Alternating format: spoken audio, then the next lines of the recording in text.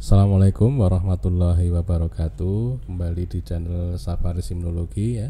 Kali ini kita masih membahas tentang anggota dari tumor necrosis factor superfamily. Ya, kali ini yang kita bahas adalah CD40 ligand atau CD40L. Nah, nanti yang kita bahas itu adalah secara umum dulu CD40 ligand, kemudian strukturnya skematis kira-kira seperti apa, sumber CD40 ligand ya, dia ada di mana itu ya, kemudian bagaimana pembentukan CD40 ligand ya, kemudian reseptornya apa gitu. Terus kemudian kita bicarakan transduksi sinyalnya, baru kita nanti bahas tentang fungsinya. Kita mulai dulu dengan pendahuluan ya. Jadi CD40 ligand itu kan anggota dari tumor necrosis factor superfamily ya, cuma berat jenis dari CD40 ligand itu bervariasi ya, ada yang 32 hingga 39 kilodalton ya. Kenapa begitu ya, karena ada alternative splicing ketika pemrosesan mRNA itu ya. Nah, CD40 ligand itu bisa ditemukan dalam bentuk melekat pada membran sel ya, ataupun juga disekresikan dalam bentuk soluble, jadi dilepaskan ya, itu tidak melekat pada membran sel ya.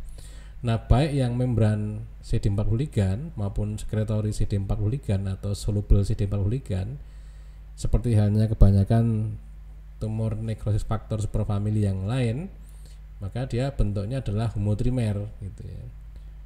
Meskipun dia berbeda lokasi ya, tetapi aktivitas dari sekretory CD40 ligand atau soluble CD40 ligand itu sama dengan aktivitas dari membranous CD40 ligand ya. Kita lanjutkan. Nah, struktur CD40 ligand secara skematis tadi ya.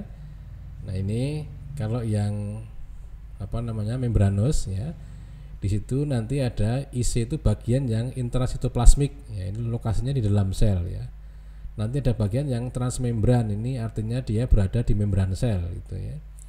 Nah, yang EC itu adalah extracellular domain, ini bagian CD40 ligand yang ada di luar sel gitu ya. Nah, nanti ini ada lokasi yang digambar guntingnya adalah lokasi tempat pemotongan. Nah, kalau ini dipotong ya, nah nanti dia bisa menjadi soluble CD40 ligand. Nah, ini dua-duanya ditemukan ya. Kita lanjutkan. Nah, sumber CD40 ligand dari mana? Ya, terutama CD40 ligand itu diekspresikan oleh sel T, sel B, dan platelet yang aktif gitu ya. Hanya saja pada kondisi inflamasi, CD40 ligand itu juga bisa ditemukan pada sel monosit, sel NK, sel MAS maupun sel basofil gitu. Nah, bagaimana bisa terbentuk CD40 ligand? Nah, sel T yang aktif itu ternyata dia akan terpicu untuk mensintesis CD40 ligand. Demikian juga dengan kondisi inflamasi ya, juga memicu pembentukan ekspresi dari CD40 ligand itu ya. Nah, kita lanjutkan. Siapa reseptornya? Reseptor dari CD40 ligand. Nah, kalau dulu hanya diketahui bahwa CD40 ligand itu hanya bisa berikatan dengan CD40 ya. Tapi ternyata CD40 ligand itu juga bisa dikenali oleh integrin ya. Nah, ini alfa 5 beta 1, integrin alfa 2 beta, alfa 2B beta 3, dan ada alfa M beta 2, ini MAC1 ya.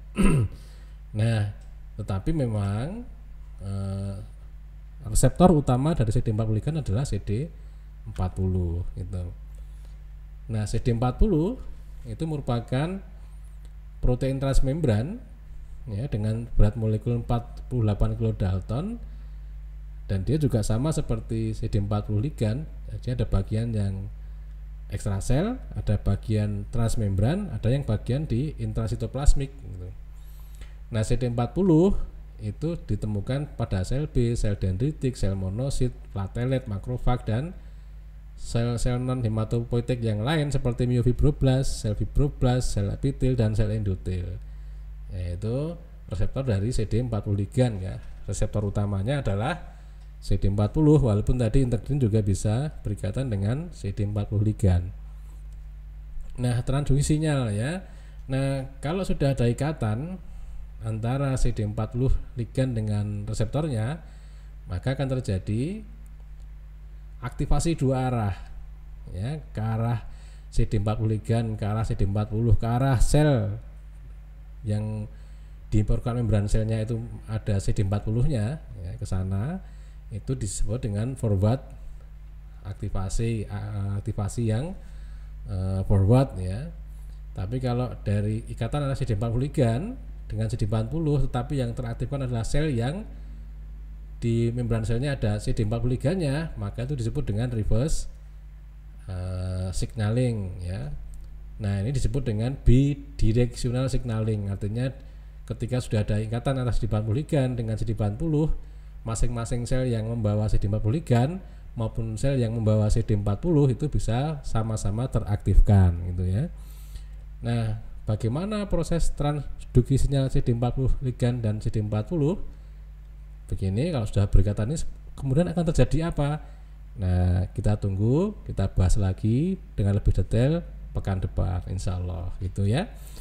Ya, demikian dulu, terima kasih. Assalamualaikum warahmatullahi wabarakatuh.